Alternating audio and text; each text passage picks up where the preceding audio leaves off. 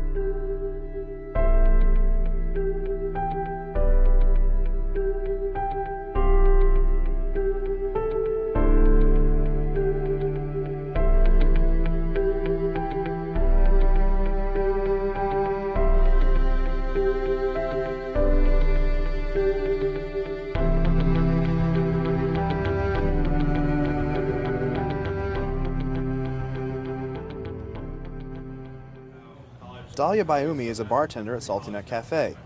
She is a senior who's been working throughout college to pay part of her expenses. I mean, there have been nights that I've studied while I was here. A scholarship takes care of her tuition and her parents also help out. If you're working at a restaurant, you don't know how late you're going to be here, or you don't know how late you're going to stay, and then you might get scheduled the day before an exam. According to a new poll, Dahlia is not alone.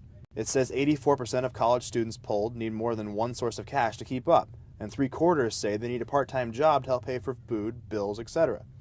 Dahlia says it's tough to balance work and school, especially around finals week. It's extremely difficult to juggle finals and a job, because everybody's studying, it's hard to find people to work for you. And she admits because of work, she's missed out on part of the college experience. It's not that bad, but weekends and, I definitely missed out on a lot, yeah.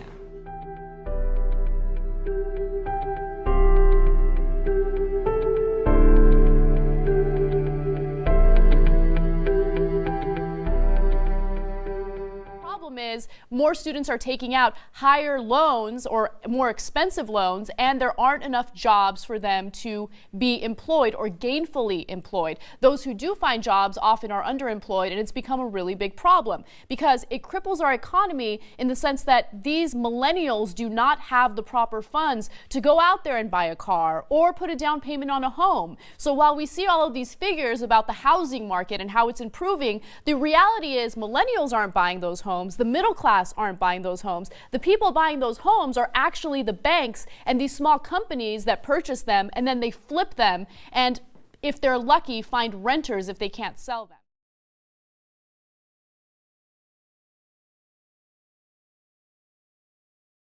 Get free education from, what do you call that over here, the first grade until you're done with your master's. So that means that even bachelor's and master's degrees are paid by the state. You don't get student loans unless you want to take care of your utilities and stuff like that and rent.